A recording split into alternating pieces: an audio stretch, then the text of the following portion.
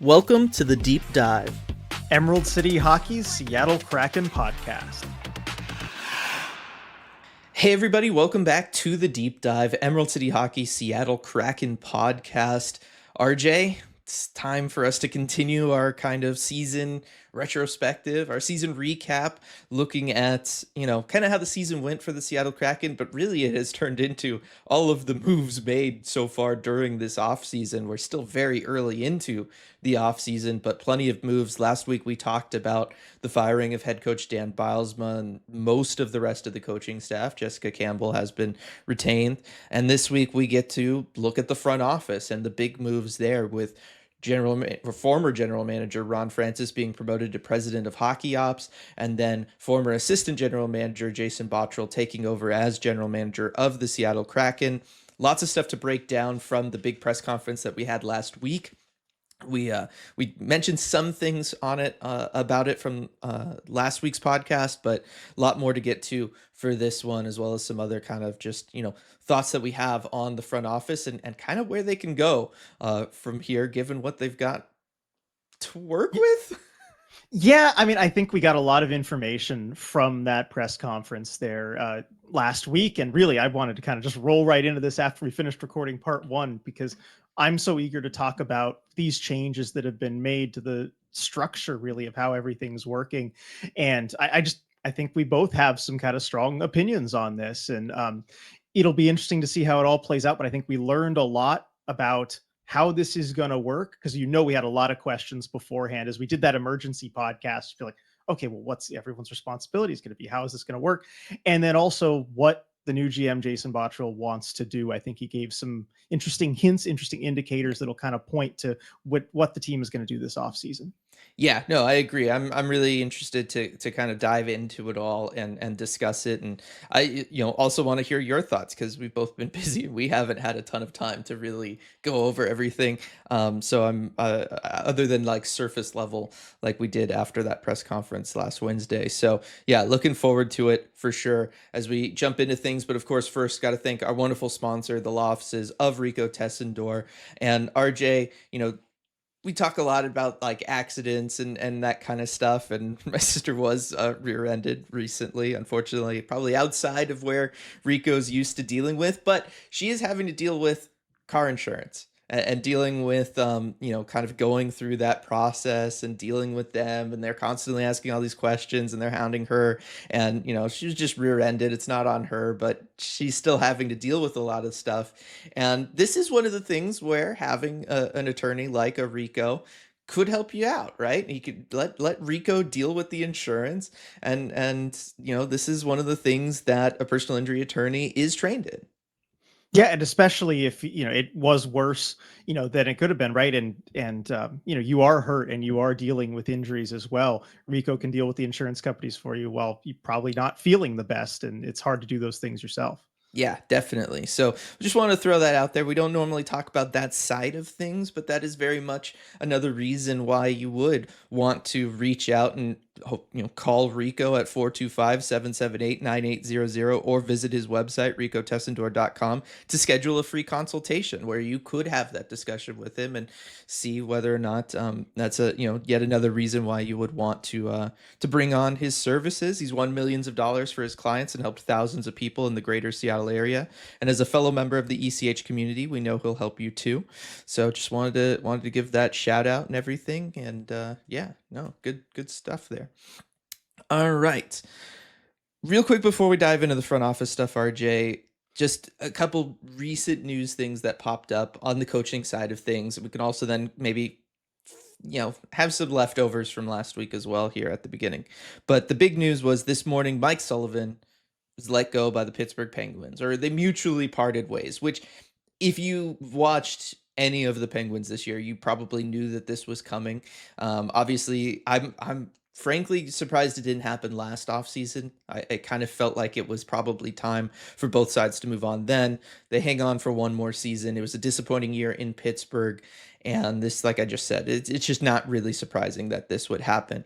But it does mean that another big name is on the coaching market. Mike Sullivan The reason I bring him up for this Kraken podcast, because I don't know that it's entirely likely that the Kraken would be able to bring in Mike Sullivan, who very well is could be considered the biggest fish now on the I think coaching so. market. I think so too.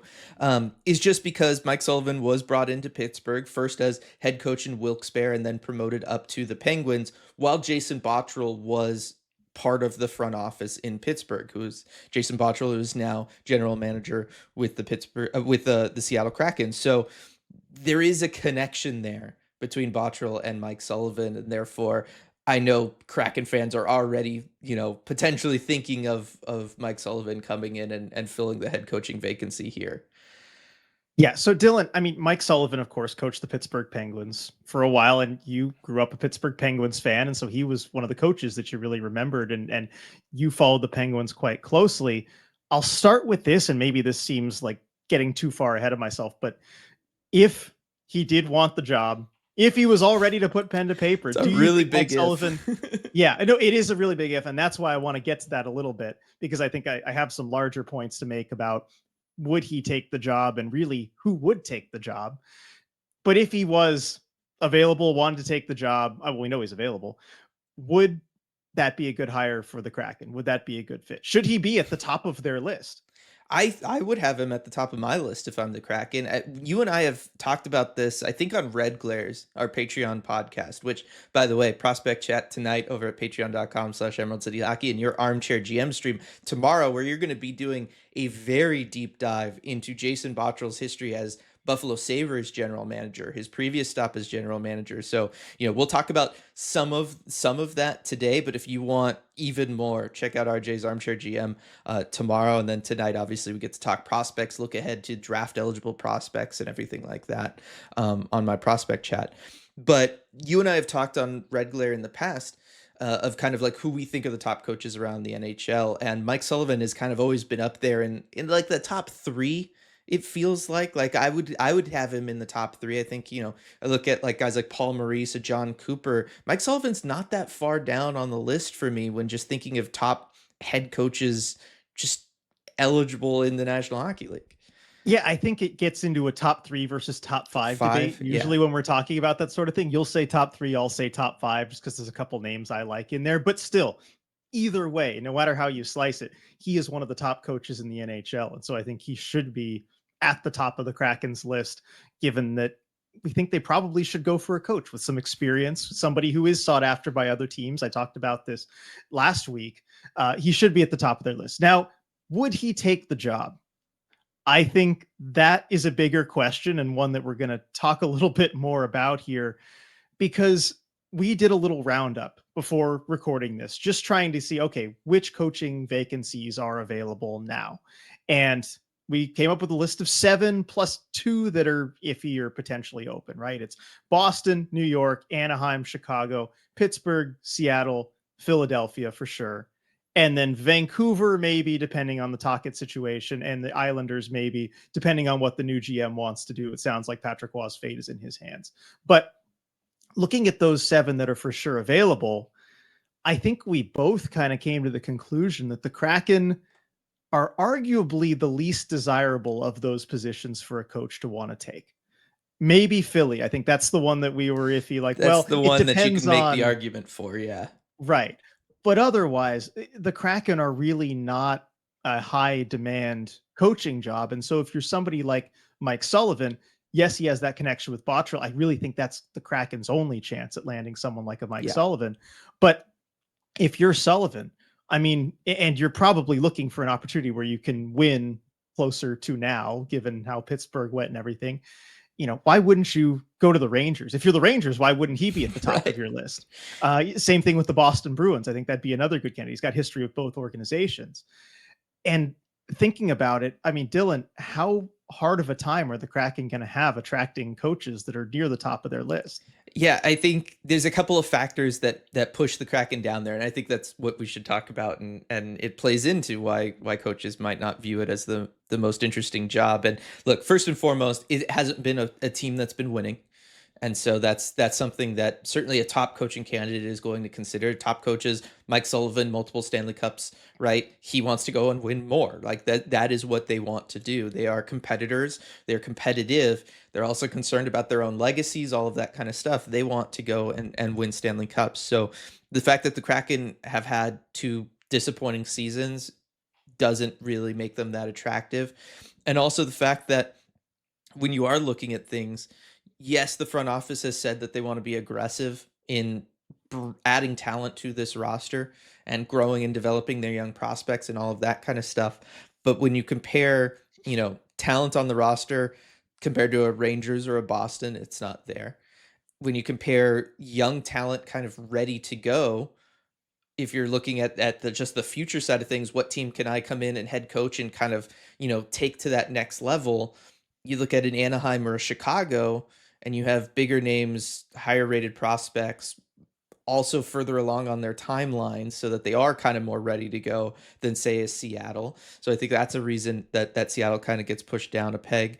And then finally, the arguably the most important one, whoever is hired next is their third coach in 3 years. And we touched on this a little bit last week about the volatility, the lack of what's the word I'm looking for? Continuity. Continuity, thank you. Why would you want to go to a place that has just made that many coaching moves? You don't know how long you're going to have. Obviously, they want to be a playoff team, but the roster maybe doesn't say that it's a playoff team, and so you'd be putting yourself in a position where it would be hard to achieve what's expected of you just from the get-go. And we'll talk about it with the front office and stuff, but in another year or two, if things are kind of disappointing, would there be a big front office change and then you're out of a job anyway? Even if things are kind of working in the positive direction, you're able to get more out of this team. You might just, because of outside forces, not have a job anyway. So there's lots of things about the Seattle job that if I'm anybody, but especially somebody of Mike Sullivan's caliber, I'm just like, this is not an attractive job. Yeah, and you look at the teams like Anaheim, Chicago, I mean, even Philly, where they've kind of admitted they're at rock bottom. I think even with those teams where you're working with younger players, you probably have more runway than you do in Seattle, or at least you believe that you do. And I think in that press conference, there were some pretty good pointed questions, I think, to ownership, to Bottrill, about having a third coach in 3 years and whether that might put off a potential coaching candidate. And I'll be honest, I wasn't really satisfied with the response from Bottrill about why Seattle would be an attractive option for a coach. I mean, he said basically, well, look at all the young players and the talent that we've built here. It's a promising situation because of the players that you'll get to work with, and kind of deflected a little bit from the instability there in the coaching perspective. And look, I know everybody who helped build this roster and this prospect pool, Bottrill included, is completely sold on it. They've told us that many times, but I really don't think that consensus extends at all outside the organization. And so if you're a coach from somewhere outside, I think you're looking at this situation, and yeah, I think Anaheim and Chicago have better young players to work with. And also, whatever talent and young players and facilities and resources, because they talked about the facilities as well, that didn't matter for Dan. Right. He had those to deal with, but he had one bad season and he was gone. So, and also coaches don't have a very long shelf life. Like NHL coaches know this as well as anybody, right? You kind of need to win pretty soon, no matter where you go. And so I think you're looking around at all these other jobs, and I don't know why anybody with options would pick this Kraken job as a head coach. And so it leaves me, I'm actually kind of pretty worried about their ability to attract the best coach or somebody that's high on teams' lists. I am too because of that. And yeah, I was very disappointed in kind of how they handled the questions around it. And because it wasn't just one question, right? Like the question of the volatility was brought up first, and then the answer was to deflect and dodge right away, right? Like Bottrell answered the question. Nobody wanted to answer the question, which was clear because it was asked They to looked the around at each to the other. group of Yeah. four, and it wasn't handled by anybody. And then Bottrell answered it and immediately kind of deflected it towards, well, you can say that there's volatility. I could say that there's this great future. Look at all of these young players. And then when the follow up question was then asked, because if so many of the answers from Jason Bottrell were about the future and all of these young players, and some of which are already on the team, and a Matty Beniers, a Shane Wright, Capo Caco, those kinds of guys, Riker Evans, why is it then not a concern that this lack of continuity of having three coaches in 3 years for these players, like, isn't that kind of an issue? And again, that was just deflected and dodged, and it was just kind of passed off as like, no, no, because we're just going to get a good coach and they're going to win, so it won't matter. It was kind of like the idea given as a response to that, which did not satisfy me. I don't think it just really satisfy anybody. Obviously, yes, you want to bring in a good coach, you want to win, but that lack of continuity certainly does affect players' development. Like, that is something that is just known. Like, that is just something that happens. And so I do think that, you know, it's just one of those things where you don't want young players who are already trying to figure out the NHL and figure out where they fit in the NHL, what they can get away with in the NHL. Also, on top of that, having to think about learning new systems, because they're going to be focused on learning those new systems instead of focused on getting better at the NHL level. And that's why you don't want kind of this rotating revolving door of head coaches when you're bringing up young players. And maybe the argument is so much of the prospect pool still isn't to the NHL level, so it hasn't really mattered. But I think you can look at a Shane Wright and the amount of coaches he's had just since the Kraken have drafted him, just whether it's at the CHL level, international level, AHL level, and now NHL level. And you're looking at like 7 coaches in like the last 5 years for a Shane Wright. You're looking at like 5 coaches in the last 3, like since the Kraken have drafted him. I would argue that is a big reason as to why he's maybe not further along in his development, because he has just never been in one stable spot where he can just focus on getting better. And so that's a big worry for me, and that answer did not satisfy me at all. Yeah, and if you're the coach coming in too, I mean, you're thinking it's a tough position for you to be in because you can try your best and do what you can, but at the end of the day, you're what, like the 7th voice in 4 or 5 years, for Shane Wright, and it's going to be difficult on both sides, and you have to know that that's just something that you are walking into. Whereas, with Anaheim or Chicago, those young players haven't had to deal with that lack of continuity.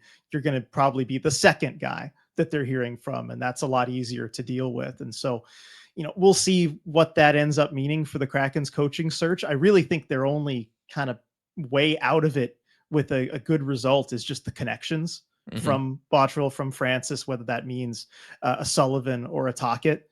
But otherwise, I just don't know what the list of realistic candidates that are going to be willing to take the job is. And my number one thing for this search is get somebody that other people want, because that's would be the first time in the organization you've done it. But I don't know how feasible that is given the situation. Anything else on the coaching stuff? Well, yeah, I was just gonna say, like, when if we're thinking that the Kraken are in this spot when it comes to attracting coaching candidates, one of the things then you would think of is, okay, first time head coach, and obviously we've mentioned David Carl in the past. Lots of teams want David Carl again.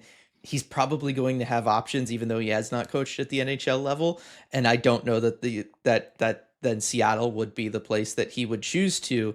And it sounds like stability and runway is important to him as It well. Yes. Yeah. He wants a So longer term commitment, and I just don't know that Seattle can really, they can offer it, but whether or not he believes it's going to be there, I think is a genuine question for candidates now, given the move that you made around Dan.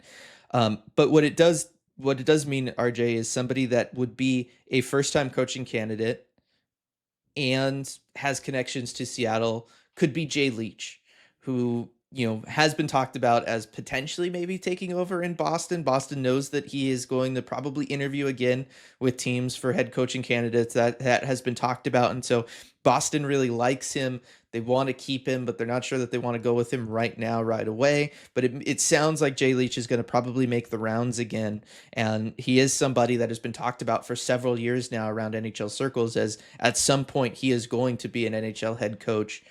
Do we think that Seattle then makes sense for somebody first time? That kind of lines up with where the Kraken probably are in the pecking order of teams, and obviously substantial connections as he was part of Dave Hackstall's staff with this team not that long ago. yeah, I could see the Kraken interviewing him.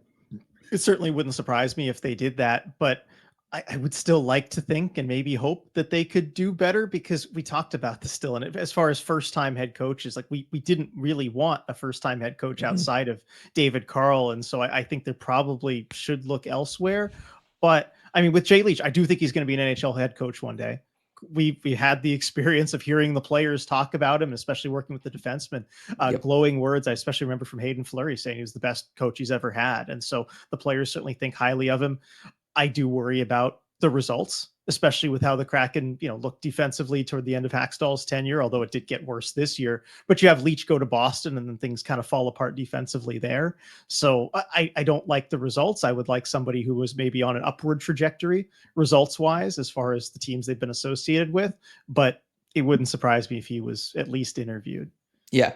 No, I just throwing it out there because it's part of the And rumor I guess it would cycle, be and it an matches up. element of continuity, Well, there would kind be an of. element of continuity, yes. Probably not what you're looking for if you're the Kraken, No. but no, like I said, just bringing it up strictly because this is realistically that's the kind of candidate that I think the Kraken are going to have a shot at, not a Mike Sullivan. Yes, I think he definitely is more in the tier that they would, yeah, have a chance. But I would like to expand the search out a little bit further. Just somebody who hasn't worked for the organization. Yeah, I think that should be a prerequisite, because that's also something I know Hackstall, like, you hadn't had a coach before, so of course he yeah, was from the outside. But then going with Dan, I just think you want somebody from outside. yes. Although everybody still talks about year two, RJ, and trying to recreate that magic, which again, you shouldn't have to recreate magic Jay to be a Leach was playoff team. behind their shooting percentage, I'm I know. sure, I working just with the that was another defenseman. thing that bothered me. Do you have other leftovers from last week that you want to talk about? We are a third of the way into this podcast already. No, I think we're good. I think we're ready to just go into the Yeah. the structure and the front office and all that stuff. Okay, then I want to kind of pass it off to you because this is obviously more your thing, the front office and everything. But I do think that, one of the big things, and I've certainly seen a lot of people kind of focused on this, which is just understanding the differences between the roles of president of hockey ops, which is now created and being fulfilled by Ron Francis, and the general manager, which is now Jason Bottrell. Yes, I think that's a good place to start, because um, really that's the big change here, is moving to a different kind of organizational structure, where you have a president of hockey ops who, and they clarified this, really talking about it in whether it was articles the team released or in that press conference, where the president of hockey ops, it's kind of going to be this liaison between the business side of things with the team and the hockey ops side of things, a connection, a link there. But also, Ron mentioned that he said this role is going to free him up to focus on, and I liked what he talked about here, working with some of the prospects, helping decide, okay, who do we envision is going to make it, not going to make it, working with Coachella Valley a little bit closer, and some of the players coming up there, which is going to help inform decisions of, okay, do we need to trade for somebody to fill this role? Do we need to sign a free agent or whatever? And also just working, like I said, with the business side of the team and all of that. Whereas Jason Bottrell with the GM is going to focus on the day-to-day side of the roster. He's going to have final say over all roster decisions, trades, free agent signings, draft picks, all that stuff. And I think the way that Francis talked about it is, or what he said, probably sheds the most light on it. He said, Jason will have final say. We'll have discussions. I'll give him my opinion, but he will have final say as far as all roster decisions. And so that, I think, gives a lot of clarity to how this is going to run. But it is a format that I think they mentioned about a third of teams in Mhm. the NHL use, where you have that president of hockey ops that kind of oversees, the bigger picture stuff, but then you have the GM that's focused on the roster control and the day-to-day stuff. Usually, I don't remember if I mentioned this in the emergency pod or last week, usually that situation arises from a team that has had a lot of on ice success. Think Vegas, Colorado, where they have an assistant GM that they feel they really need to keep on board, because they're an integral part of all the decision making processes and everything.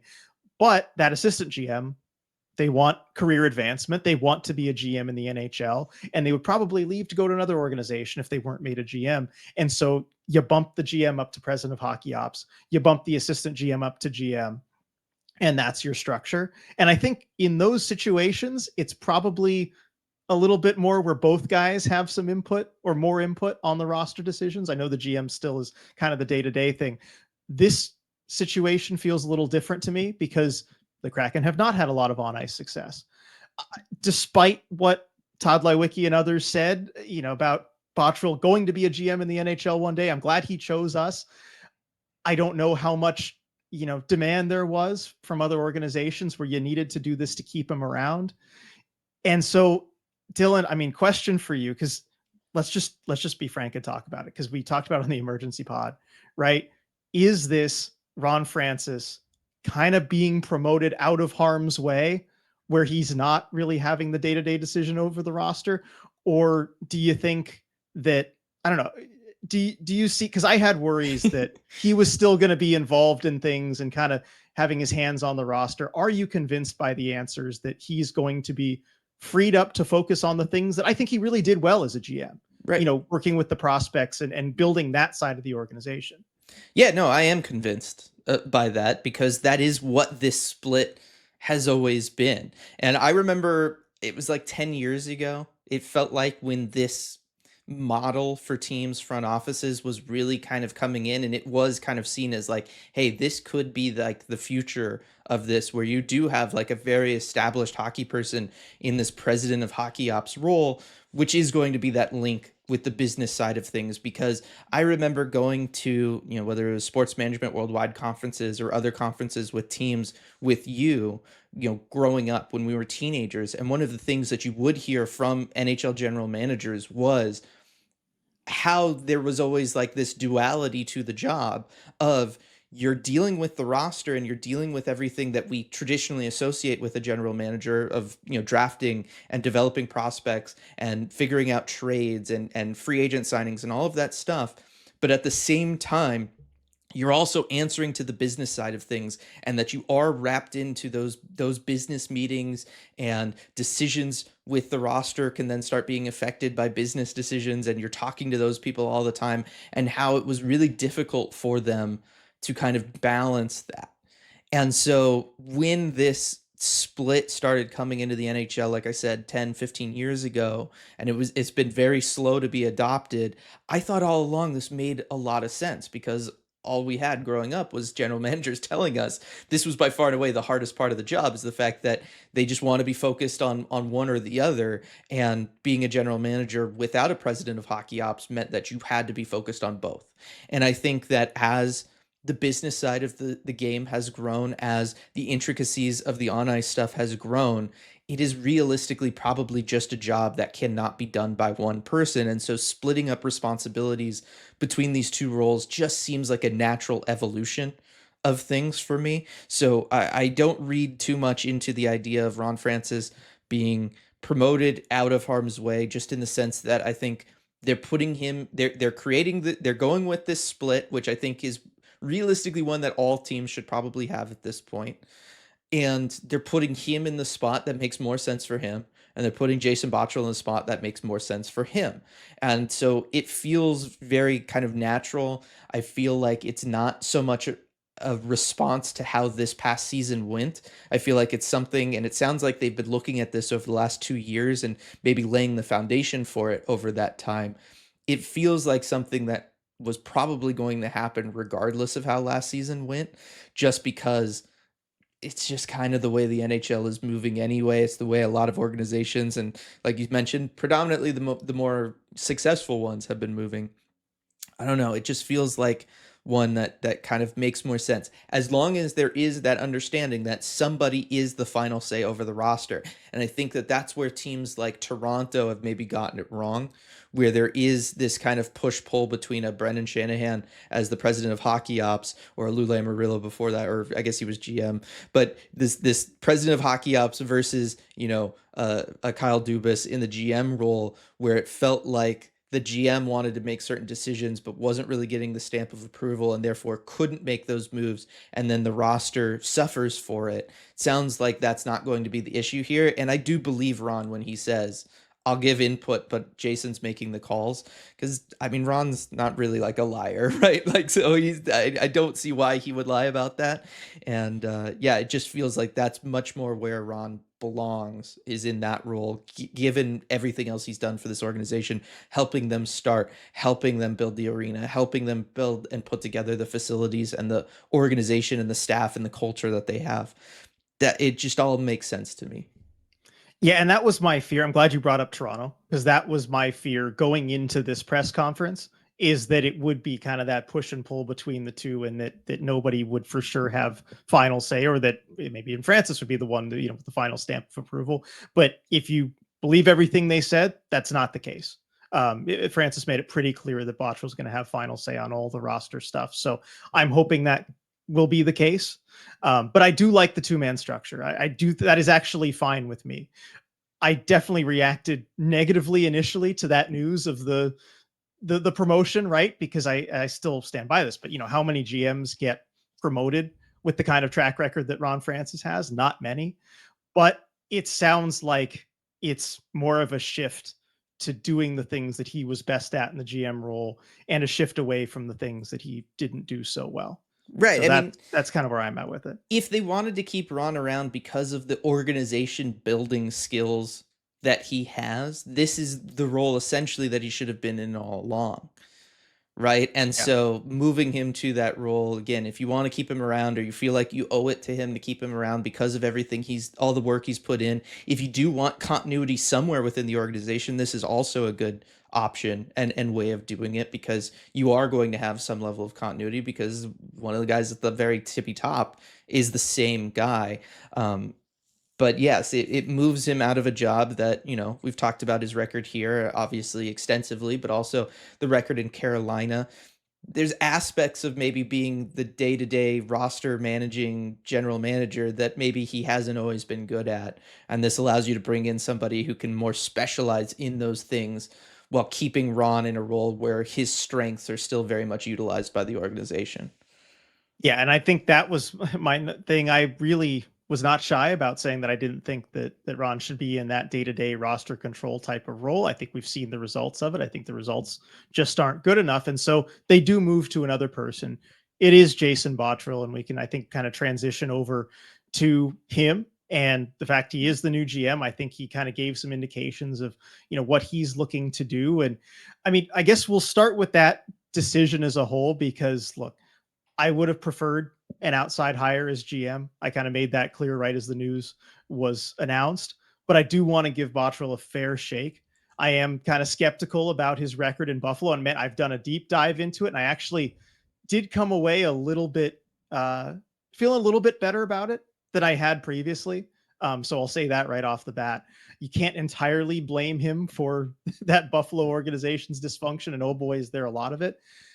That said, I think, the ultimate record he comes out of it with is that, okay, it didn't go well. It's not entirely his fault, but, you are picking somebody where that is their record previously as an NHL GM rather than they did something good. They're associated with success.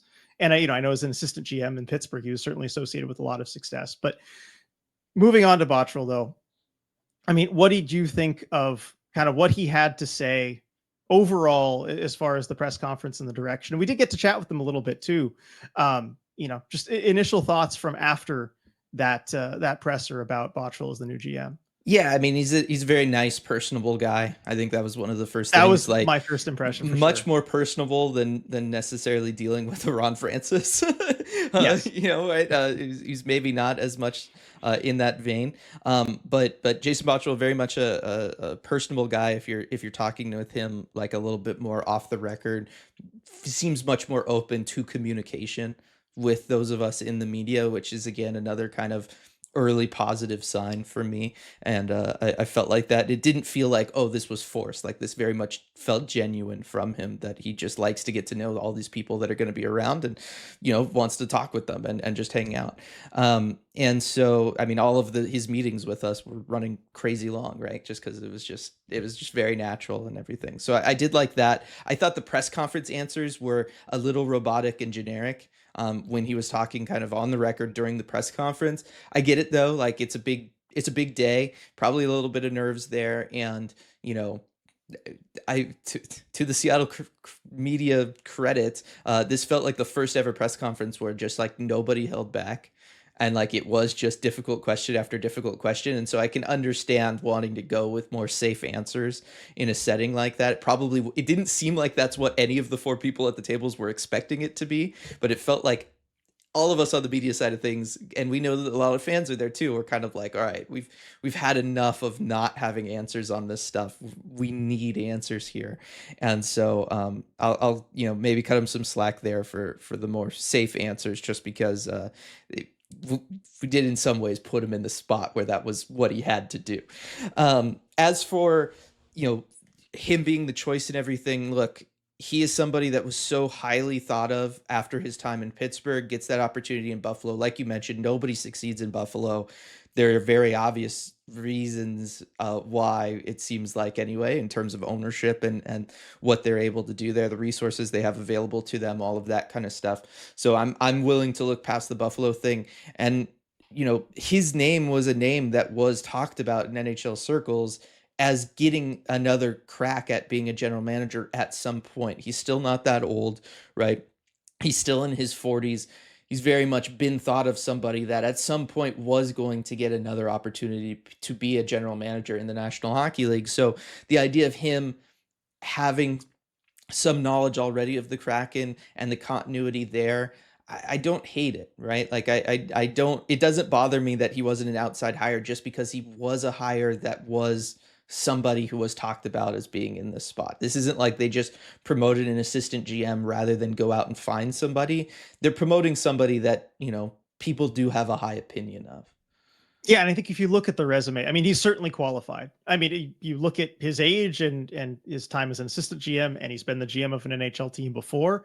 Absolutely qualified for the role, no question about that. I have my concerns about, I mean, I'm trying to figure out the best time. Maybe you can help me out with this, Dylan. I'm trying to figure out the best time to get into my real concern, which is just essentially what he said and what it seems like the direction of the organization is, or lack thereof. And I feel like it's maybe a little early to just get into that whole thing. We're almost 40 minutes in. We could get into it. I will say this. I think I want to ask you this, RJ. Because I want to get to Outside of do the like positives first, right, outside of the Kraken hiring your boy Doug Wilson or something like that, were you going to be realistically happy with anybody? Because like I know, like, this is obviously something that you have spent so much time thinking about. The situation the team is in. Like, were there going to be any names that you were just going to be like, yes, this is a great hire, outside of them going out and being like, oh, we poached Julian Brisebois from the Tampa Bay Lightning, magically, right? Like, was that going to be something? Because I know you're coming at this and you're very much like, you're wanting to give him the fair shake, but you're also like, I hear the trepidation in your voice. Yes, I think that's a good question. It's a very fair question. And I think the answer is yes, there were a lot of possibilities I would have been happy with, whether that would be, a GM who has had success in the past with an NHL team, or even an assistant GM from an organization that's done well, like Colorado, Tampa. There are assistant GMs there that have been looked at for GM roles potentially. And I would have preferred something like that. I would have been very happy with something like that, because really what I wanted with an outside hire was somebody who was in no way responsible for setting up the current situation that the Kraken are in. Because I haven't been shy about this. Clearly, the roster on the ice is not very good. There's no team identity through 4 years. They have some bad contracts that were signed. Again, I think this is Ron Francis. He's had Right. he's been in charge of this. So I think just having somebody else is an improvement, right? And having Francis not in charge of this. But I would have liked to see somebody that had success, recently with another organization, that came here with an outside perspective. And I'll get into that a little bit as far as what I didn't like, with the answers that Bottrill gave as far as what he wants to do with the roster. But what the issue that I saw with this team was that they created a situation that I had felt was not very promising. We've talked about how this is Hmm. probably at least a couple years before you can fix all the issues that have been created with this roster. And so I wanted somebody with an outside perspective who saw that it needed fixing and wanted to bring a different approach to try and fix the roster and the situation that has been created. And what I didn't like about if Ron Francis were to stay in charge is that we were being told by him, and really by a lot of people in the organization, that this was good, actually, that things were fine and they're very happy and proud of what they've built. And I just felt like that, there wasn't really accountability there. And so I wanted an outside perspective, and I really would have been okay with a wide range of people as long as it was an outside hire who would be willing to acknowledge that what was built here wasn't good enough. Well, yeah, I was gonna say you want acknowledgement that is never going to come, right? Because like as long as this is the group, like there nobody's gonna be like Ron, even in a new role, is not gonna be like, yeah, I messed up, guys. Sorry, that's on me. Like, you know Yeah. what I mean? Like nobody's going to do that. But I do understand where you're coming from Yeah. there. That being said, what did you think of, one of the things that we did have as a question going into the press conference was what was Jason Bottrell's role with the team? And I think that this is a good place to kind of talk about where he was within the organization and is it fair to put some of the responsibility for the current roster on him just being one of the assistants to Ron who potentially was then helping make decisions. Yeah, and I think that was a question that I made sure to ask him, and it seems like he actually did have a few different roles within the organization. I mean, he talked about kind of helping Troy Bodie set up things in CV. He talked about working with deciding kind of who the first round pick was going to be. I thought that was interesting, that part of the draft scenario as well. And then we know kind of working with the salary cap structure as well and contract negotiations. So it sounds like he was kind of involved across the board. Do you have the quote of everything that he said? No, I didn't. I do not. I assumed you did there. So Yeah, no, see, I had it pulled up the other day and now I lost the tab on it. So um but I'm trying to pull it up as quickly as I can here. I was gonna say, oh, I'm not setting it on my laptop. I can get it though. But yeah, I mean, it was one where he was involved, but I also got the thought that it was like, you know, he was involved, but it was clear that Ron was making all of these calls. You know what I mean? And so it was one where I didn't walk away from it feeling like, oh, this is we're going to necessarily see a continuation of everything that Ron was doing here, and that they brought in somebody who was already kind of involved in shaping this roster and choosing what directions to go in. I thought like, okay, there is some ability here for things to change up a little bit, right? Like I did not get the sense that when it came to the true NHL roster decisions that he was as involved in that. It felt like he was more around the periphery of that. Yeah, and I guess that's a better way of saying kind of what my take was. I feel like he assisted in a lot, which I mean, as an assistant GM, It's that's the kind of job. what you do, right? But exactly, that is the job. But it felt like he didn't, wasn't really just in charge completely of one exact thing. I mean, he even talked about like helping and getting things set up in CV, where like, I helped a lot with that, but ultimately that was Troy Bodie's role. Right. And so I think that's kind of he assisted in a lot, but he didn't, have total say over any one Right. thing. And wasn't even based in Seattle. So like again, That's how true. That's an important point. how involved in all of that stuff could he have been? Obviously, day and age of Zoom and all of that, it's very possible to still be involved in conversations and things, but like he was based in Michigan in part because it was then easier to go around and visit prospects and keep a tab on all of them and work with Tambellini on the player development side of things. And so again, it's one where knowing having that context around him, like I said, I don't feel like he was that involved in a lot of the issues we have with the current roster. And so it does in some ways it's not a true outsider's perspective, but it feels like more of an outsider's perspective than if this was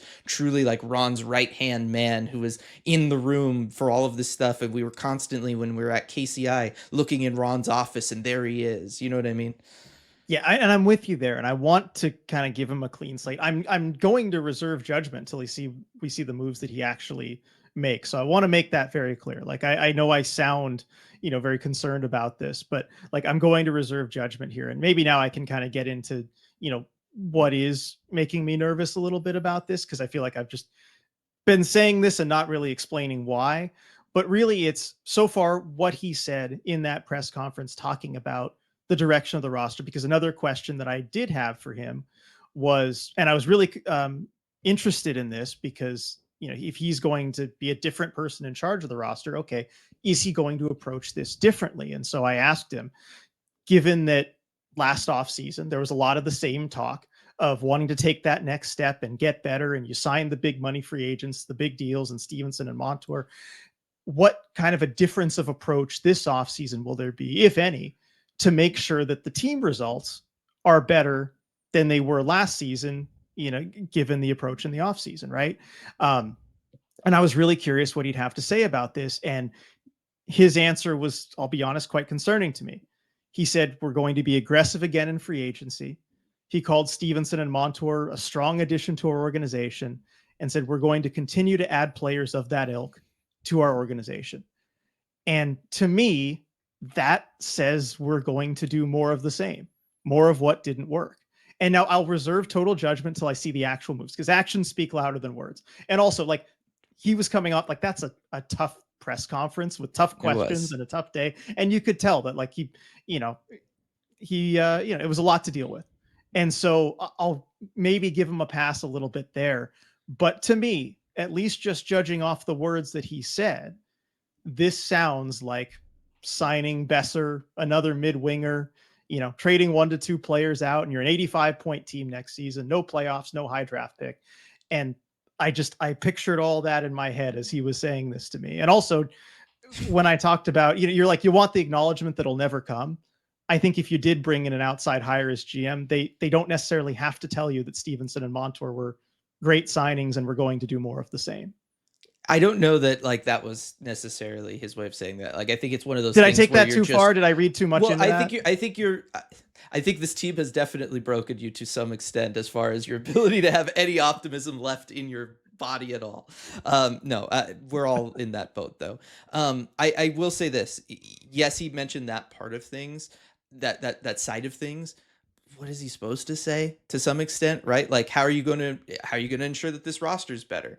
We've talked about it in the past. There's only a handful of ways in which you can actually change the roster, right? You can either draft, trade, or talk about free agency. You mentioned free agency there. He did talk about drafting earlier. There was a point in time where he did talk about the draft capital that he does have available to him, whether it's to draft with or to make trades with. And so I do feel like, again, there's only so much you can say at an introductory press conference. And he did mention all three things. Time will tell like what direction he actually goes in and what moves are actually made. But I do think it would be like, just to be fair, all options were mentioned during, the press conference. That is true. That is true. I was hoping to maybe hear some reference to trades in the answer there, but he did mention it earlier in the press conference. I will say that. He said something to the effect of, we'll look to trade. They talked about the Kako trade and Right. said you might want to do similar things to that, which I think that's good. Right. Um, and so maybe I am reading a little bit too much into that, just that one answer, but it did leave me concerned, if I'm honest. Yeah. No. Well, look. The other thing is we've talked about this, right? It's not a great free agency class. We have no idea who's realistically available for trade. And it doesn't seem like the ones that are going to, like, the more obvious options for trade are all that great. Like, it's just a rough off season to potentially try to go out there and do this. You would know better than me. Did you get a sense of, from his time in Buffalo? And again, every general manager that's been in Buffalo it seems like has had constraints placed upon them. Did you get a sense that he was more open to trading though than say Ron Francis has? Because Ron Francis has never been big when it comes to trading. Did you get a sense that Jason Botterill was more open to it anyway, as far as it adding to his NHL roster via trades? Yes, I did. And that's one of the things that I came out of it actually more confident than I was going into looking at his background. Because in the short period of time that he was a GM, he did do more shuffling of the roster via trade. It seemed like he leaned less on free agency. I know the Jeff Skinner thing is going to be looked at as, one of the big negatives of his tenure in Buffalo, but I think the foundations of that were solid enough where you give up a second, a third, and I think a sixth, and a prospect to go and get a still fairly young at the time, I think like 26 years old, 25, 26, Yeah, promising winger that like borderline that star type. player at that point. Exactly. And someone who would go and score 40 goals for you the next season like he did in Buffalo. That sort of deal I would be quite happy with the Kraken doing this off season. And of course, the extension is what gets you. I think that was a big overpay on the extension. I think a lot of that was due to the fact that it was in Buffalo. And given that it's in Buffalo, you kind of had to overpay. And Yeah, so I'll talk about that on the Armchair GM stream. But that is the type of trade where you acquire a player that I'd be quite happy with. And so his tenure in Buffalo, like I'm actually, kind of happy enough with what he did. And, you look at the Brandon Montour trade, like that was a team that was, getting ready to potentially be in the playoffs, the trade deadline. They had an epic collapse late in the season, but he goes and gives up a prospect and a first round pick for Brandon Montour, and Montour did not make it work in Buffalo. I mean, that trade looked really bad at the time and for a couple of years after, but clearly there was something there in the player, as we've all Mhm. seen with Brandon Montour and what he turned into.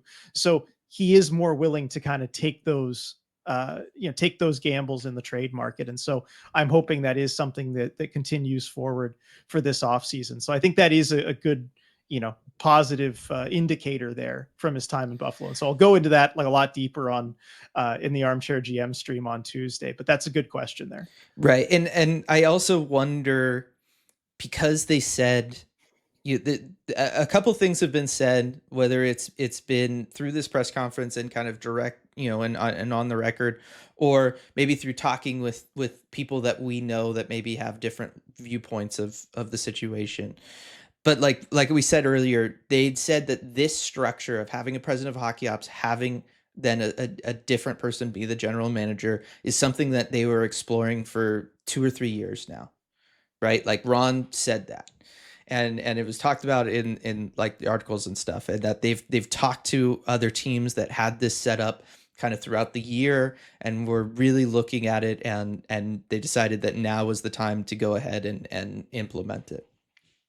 I do wonder if they knew Jason all along, Jason Bottrell all along was going to be that general manager. Do do do we think that maybe he was more involved in certain things, right? We know that the connection with Montour there, wanted to bring in Montour in Buffalo, player that they very much targeted in free agency. He mentioned the Capo Caco trade. That very much is more in line with him than it is with, say, Ron Francis. Obviously, Ron had to do something, but we talked about it because we brought up the idea of Capo Caco before they made the trade, and we were like, Ron will never do it. But then he did it. And obviously, I do think at the end of the day, Ron is responsible for all of that stuff. But I do wonder if over the last 12 months or so, if Jason Bottrell was starting to have a larger voice, and that if some of those moves can't I'm not saying should be attributed to him, but maybe that influence helped guide, some of that stuff happening. Maybe it's something that we can't really know with any kind of certainty. And also, it just, I don't know, it feels unfair to give Ron Francis the blame for the bad moves and then for the good moves, try and give Bottrell some credit, but not give him any blame for the bad. So I don't know about kind of, parceling it up like that, just because I don't have enough information to feel confident to draw any conclusions personally. Okay. That's kind of my answer on that. But like, I'm sorry. I know you were trying to give me something there, but I do you think so? Do you disagree? Do you think that maybe? I mean, with the Montour thing, like I'm sure that's probably a connection because he's someone he has brought in before. I don't know about Right. Kako. Right. I don't either. The Kako one is more of a leap given what we know and everything. Like that one is more of a leap, but it is one where it feels like like I said, based on what the team has directly told us, and then also just what we've heard from other people around and our sources, it sounds like that is something that, could have been possible, or at least, like I said, there was more influence this year than maybe in the past.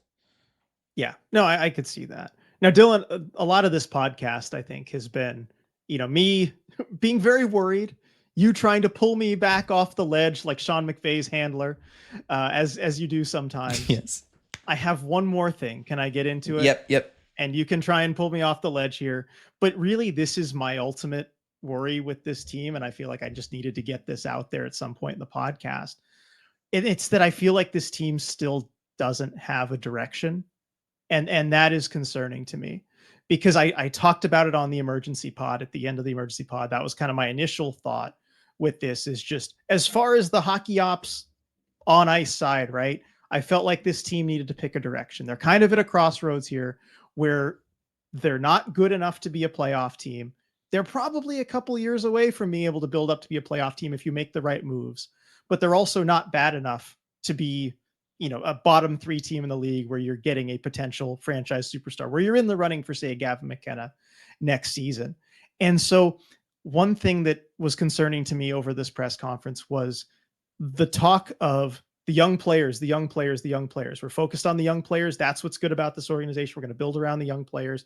It's about the Beniers, the Wrights, the Kakos, right? The young players. And yet, the talk of we're going to be aggressive in free agency. We're going to bring players to try and get better now. We want to get better next season. We're going to try and make the playoffs next season. And to me, the ultimate result of that is, like I said, probably like being an 80 to 85 point team. And that a season like that really kind of gets you nowhere in the long run, where you don't make the playoffs, you don't get a high draft pick, and ultimately you don't get any closer to being the consistent playoff team that really they say they want to be. And that was the other question I had for the owner, Samantha Holloway, is just what is the standard for on ice success for this franchise, and what is the timeline by which you expect to achieve that standard? And she said the standard is to be a consistent playoff team, which fantastic. That's what the standard should be, just about everywhere. The timeline, she said, as soon as possible. And so it did. I mean, that's good. You want it soon, right? But it did leave it a little bit open ended time wise. And so I still feel like there's kind of a lack of a direction here. And so I feel like they haven't totally picked a lane. I didn't get any more sense that they were going to pick a lane that was realistic and was going to work from what everybody said. And even if, you do like the equivalent of a Jeff Skinner trade or whatever, is it enough to put you over the hump to the playoffs next year? I don't know. And then one more thing too is just kind of the logical inconsistency from the organization as far as like how they dealt with the coach versus how they dealt with the front office. Ron said with Dan, like, we didn't like the way we were playing. The easy thing to do would be just to let it be, hope it gets better, which is legitimate. Like, I think, Mhm. you, as we talked about last week, you needed to make a change. But then why does that attitude not extend to the front office, who kind of set Dan up with a roster that just simply wasn't good enough last year? And then on the flip side, you're talking about Bottrill, how important it was to go with the GM who knew the organization, who was familiar with everything, who didn't have to learn everything on the job in the first year, and how crucial that was when you pick a GM. Understandable take, right? You Mhm. don't want somebody who's going to have to learn everything on the job right away. But then why doesn't that thinking extend to the coach? And why are you making the coaching change where the new coach is going to have to learn everything year one and the players are going to have to learn new systems? And so I came away with it concerned about a lack of direction still in the organization. Talk me off the ledge. No, I mean, wow, way to put it all on me. Um, to make sure that people want to still be fans of this team and that we can continue to have jobs. Thanks, RJ. No, It's all look, on you, Dylan. yep, it's all on me here. Look, I for one, and I know like this has been your line for a long time, is that this roster is just not good enough, and obviously it's not good enough to be a Stanley Cup contender or anything like that. I do think that it's a lot closer to being a playoff team than maybe you think it is, just because I honestly really feel like if you had just year 3 under Dave Hackstall had an offensive game plan, you're probably better than you were. And last year, if you had a defensive game plan, you're better than you were. Like just based off of the pure numbers, if you had year 3's defense with year 4's offense, this is a team that is very much in the playoff conversation. Just based off of just raw numbers, they're there. And so I do think that there is something where if you just bring in a coach who can at all look at this roster and just be like, well, you guys are good at this, you guys are good at that, let's just stick those two things together. I think that this team is better. Um, I think they're also going to be better about acquiring talent this offseason. Yeah, it's probably not going to be of the level that it needs to be, but again, you can't magically go out there and create a star player that's going to be available for you. Like, it just doesn't work that way. So, we can talk all day long about what needs to happen with teams. The reality is that reality exists and reality dictates more of it than what should happen, right? Like, best intentions can only take you so far in reality. um as for the direction of the team, look, I think it's one where internally they probably have a different idea of this roster than what they have to say publicly. I think it's one where what is Samantha Holloway realistically going to say, especially when they're just dropping season ticket prices and they're doing all of this stuff. She's I got to didn't say, expect her to give me a specific timeline. wasn't I was expecting gonna that. say Bill Foley is like the one exception out there that's just going to give you an actual year date I of know. like And I we're can going to be talk about how much I competitive love like that, and I that. really do, Right. but I know it's not realistic It's for again, most it's owners. unrealistic for anybody else. So I think asking Samantha Holloway like what's the expectation here from an ownership's perspective, yeah, they want to be competitive. They feel like they have to say that to fans after what they did. But I think that reading into what Ron had to say and reading into what Jason Bottrell had to say about where this roster is going, I do think that we're going to see them work around younger players a lot more. And I do think that internally they probably do have more of an idea of this being a longer road than we're gonna sell out and try to be a playoff team next year. I think you're looking at a timeline where they feel like they got to throw existing fans a bone of a free agent with some form of name recognition. A Brock Besser, I think, qualifies as that. But I think that realistically, they know their strength lies in drafting and developing right now. And that the thing about this team that does separate it from other teams in the league is that they have the future prospects. And that is what Jason kept going to, right? In all of his answers, Ron talked about being able to be more hands-on in his approach with those guys. I think they do understand that the future of this roster is with the developing core that they have. It is with the guys that they have drafted or other young players that they can add via trade.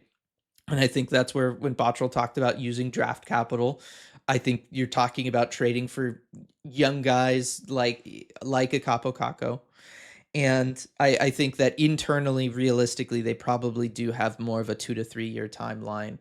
But that, after the way the last 2 years have gone, after the way that, fans have talked about this team and everything, what is what is ownership supposed to say, right? Like ownership very rarely, unless it's an obvious rebuilding scenario, is going to say, yeah, we're looking at a 2 to 3 year timeline to get to the just to get to the postseason. Like that's just not something that happens, particularly in a sport where this team already made the postseason just because they shot at a high shooting percentage, right? Like in a sport where that can happen, it's hard to be like, yeah, we're 2 to 3 years away, and then all of a sudden the team shoots at like 12% next year and you're there and everybody's like, well, why did you say that and all that? You know what I mean? Like I this whole press conference was everybody taking the safe approach, but I understand that. But I think reading between the lines with the specific answers tells us that they probably internally have more of a 2 to 3 year timeline. I Yeah. don't feel like I'm having to forcefully read between the lines to see that. That just to me felt very obvious based on everything they were saying. Yeah, and I guess my reading of that, yeah, essentially they have a 2 to 3 year timeline before being that consistent playoff team that they want to be. I think that's probably realistically what you can take from that. I agree with you, Dylan. And it is one of those where my GM brain looks at that and is like, all right, well then why don't you kind of be bad next season?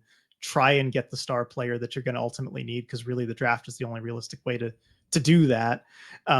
But then that's not how reality works, as you just said, right? You can't Right. take another step backwards That after takes this us season. right. That takes us back to earlier in this season with the whole blow it up complete rebuild discussion, which is just that you can't do it.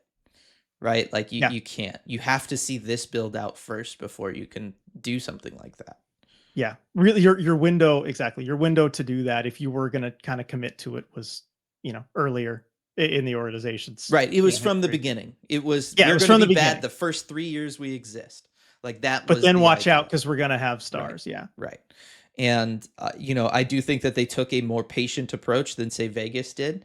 But this is one where I do think it is not unfair to blame Vegas for just blowing up any future, new expansion team's timeline for that. I think the Kraken helped reset it. So if you do see a Houston and Atlanta, whatever, the next expansion team can probably say, hey, we're going to take the traditional expansion approach because GMs know how to handle an expansion draft now. We saw what kind of happened in Seattle. We're just going to say that this is going to take a little while, and we can just first couple years anyway, we can just vibe off the fact that you have a team at all anyway, and then we'll be in a place to be competitive. But I do think that if I don't know how well that would have gone over after Vegas if you just came from the get go is like, we know you're all super excited. Thank you so much. We need the money right now because we've just put out billions of dollars to build this arena and create this organization, everything. So we're going to ask you to pay a lot for season tickets and to get into the building, but also know that we're not really planning on being competitive for 3 years. Like it just like how are you supposed to do that? Yeah, it would have been hard to do, especially yeah, after what Vegas did, where it just defied all logic, like what they were able to Right. do. So yeah, you can't really sell it because I mean, you're like, okay, even if Vegas made the cup final in year one, surely you can ice a playoff team in year one, right? That's kind of I felt like where the expectations were. Right. Yeah, no, and so that's the thing, and I know I'm not trying to relitigate expansion draft and all of that kind of stuff, I could do but that for another hour, I but know, but it is one where like you know that was the time for something like that, and so it's not going to happen. That's not the reality. Again, there's always a difference between what should happen, what best practices are, and then what situation you're actually in and having to utilize that stuff. And I just don't want that perspective to get lost in everything. And say that it's an excuse if you want people out there, that's fine. But I really think that that's a lot of this situation. yeah, and I'll agree with you on that. Like as much as, if it's in a video game, what you do is you get really bad next year and you try and get Gavin McKenna and all Yeah. that stuff. I'm with you. It's not a realistic option on the table. And even though I like to be the armchair GM and imagine like, this is a video game and you got to do what you can do to win a Stanley Cup as best as you can, it's we wouldn't like what the reality looked like.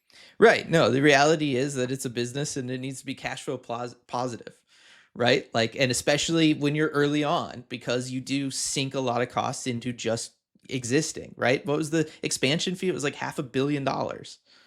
Yeah, I think more than Just that. Was it the 650? it might have been 650 650 million? just to Yeah. exist in the league. That's not counting everything, hiring out staff, hiring out all the construction stuff that needed to happen to create Climate Pledge and turn it into what it needed to be. Um, there is just certain things around that where then that tells you have to set season ticket prices at a certain level. You're looking around at Seattle and median incomes and everything. That also has you set tickets at a certain level, and if you're going to set tickets at a certain level, you have to know people are going to want to see a winner. And Yeah. that's where they've been at. And we're several seasons in now and they are dropping those season ticket prices, and we talked about that last year. And I do think that that's both an acknowledgement of, hey, we haven't been able to deliver on that, and so we're cutting you guys some slack, but also we've operated for 4 years and we've gotten some of that money back, and so now we can't afford to do so. Yeah. All right. Well, thank you for talking me off the ledge. So This has I been a don't. Well, I was gonna say I don't know that yeah. that actually helps anybody feel any better about the situation, but it is again. It's a perspective that like, when are we ever gonna hear it or consider it? But it's the reality of what happened. Yeah. Well, that's the thing. I think I don't know you talked me off the ledge, but you've kind of grounded me in reality a little bit more here as I was, you know, going back into GM mode, on my East Side Hockey Manager and being like, why are you doing this? So I think Yeah. that's helped with that at least a little bit. And I've given you a really tough assignment this podcast. So I just want to thank you, Dylan, for Right. dealing with me today and every day. Yeah, no, the one last thing that I had from the press conference that I think like here's another thing just to kind of go back to the positive of like I feel like these guys are in the right spot for Yeah. themselves, and more specifically Ron Francis is in the right spot. And that Yeah. was when he was asked about the 0 and 12 and back-to-backs. Yes, I have that in my notes. That's how I was going to finish that off. I loved Okay, because his I response to thought it. this was the best answer from the entire press conference, and I think that it really highlights how Ron can still be effective and a force for good for this organization. But yes, just don't be involved in like who's on the day-to-day roster role, right? Like, Yeah. and so again, to just let people maybe finish on a thing of like, for everybody that just hates that Ron is still part of the organization, I think this is why he's in an actually good spot. And he was asked about the 0 and 12 and back-to-backs thing. And already I'm kind of over this whole thing. I know like a lot of people keep focusing on it, and I'm just like, there's so many other games you could have picked to just be like, why didn't you win those games? And you could have gone with that. But Yeah. regardless, Ron gave a great answer when asked about the team being 0 for 12. And he said, look, you can look at a bunch of different factors, and he broke them down. He said you could look at late nights, and he talked about the one in Utah and how the team doesn't even get in and get to bed until 3 o'clock in the morning, and then they got to play that next day. But he said every team's got to do that. Schedule gets condensed. That's just the realities. Nobody else went 0 and 12, and everybody had to deal with this. So you can't really point to that. He said you could look at conditioning maybe, and like, hey, maybe we just weren't in shape to play back-to-back games like that. But he was like, but our internal numbers showed, and track player tracking showed that our players on average skated faster in the second half of back-to-backs. And so it's probably not a conditioning thing if they're out there playing at a faster speed. And I agree with him. It's probably not that. He said it could be goaltending. But like goaltending really wasn't your issue this year, or even still, he said you had Joey start 6, you had Grubauer start 5, you had Stezka start 1. If it was just going to be one goaltender, at most that's only losing you 6 games, right? And so he was like, it's probably not goaltending. And so he did not have an answer as to why it happened, but just the way that he broke things down, I was like, okay, this is where he should be, because he thought about it in a very level-headed and logical way with the goaltending, thought about it in level-headed, realistic way with the late nights thing, and then thought about it using advanced numbers that I really don't think every team in the league has embraced yet, with things like player tracking, where you can, again, he obviously has already looked at that as a reason and came away saying it's probably not conditioning. And that's the kind of stuff where it's, Ron is forward thinking when it comes to embracing that analytics, embracing player tracking data, having more information at his disposal. And this team has invested in it. Ron is part of that. And having Ron in a spot where he can now more closely monitor that stuff. And if they do start next season 0 for 5 in back-to-backs, he'll now have the time to dig into that even more and potentially find a solution.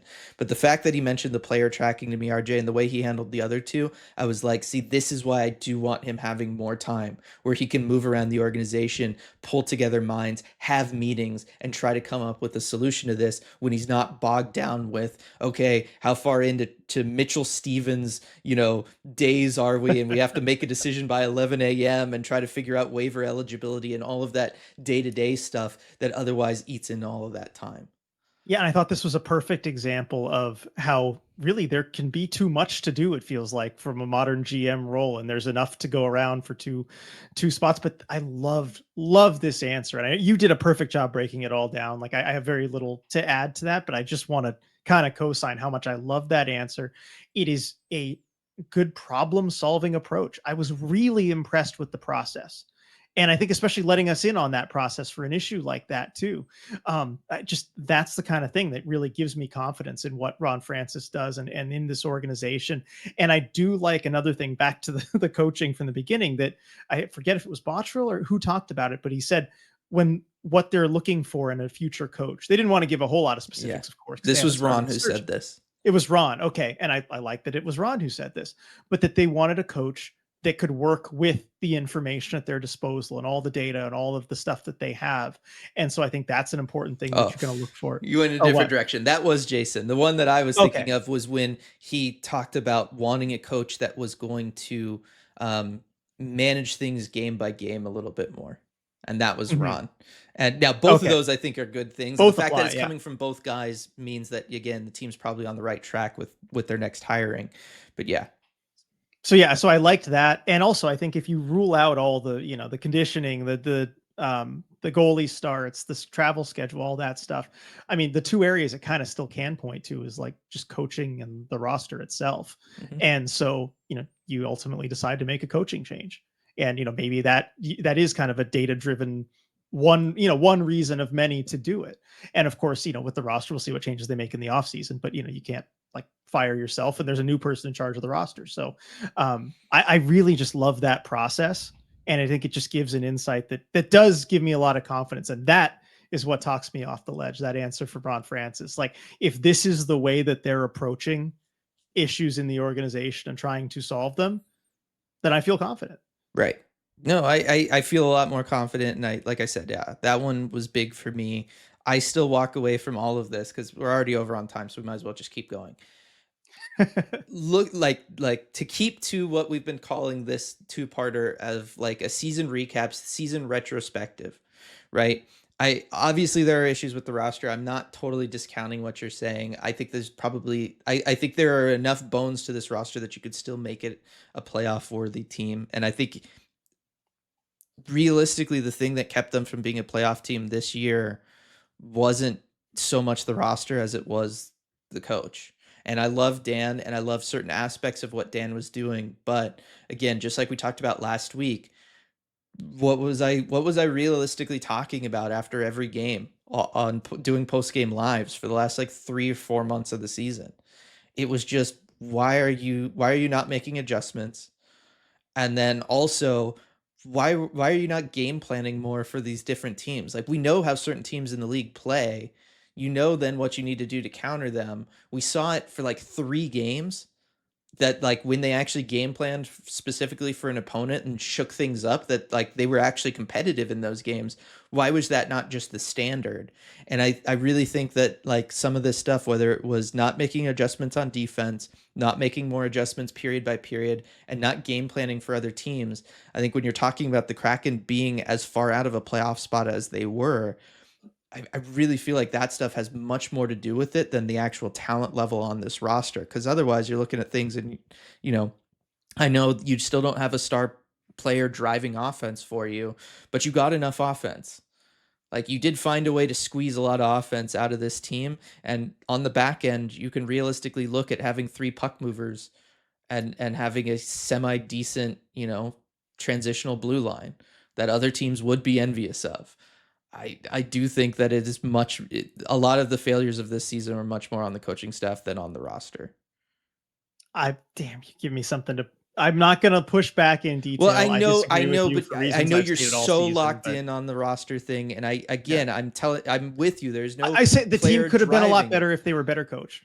I'll give right? you that. But like, you can't tell me this team couldn't have, like, Calgary is a pretty terrible roster, but they Yeah, they no, that's absolutely the knew exactly what they absolute needed to peak. do The game by absolute game. peak for yeah, that's the thing. The absolute peak for this roster is constructed is the Calgary Flames. If every little thing goes right, if you get Vezina candidate goaltending from a guy all season, if you are coached really well, if you are focused game in game out and never waver from that effort level, then the absolute peak is the Calgary Flames, who by the way still didn't make the playoffs. But they were So 20 points better in the standing, and I would also argue the Kraken roster is slightly deeper than the Flames roster. yeah, I think it is a little bit deeper. Yeah, I'll give you that. So that But again you're but still you are needs to talking improve. about a difference of 20 points in the standings, which is unbelievable. Like, that's a huge gap that we're attributing to coaching.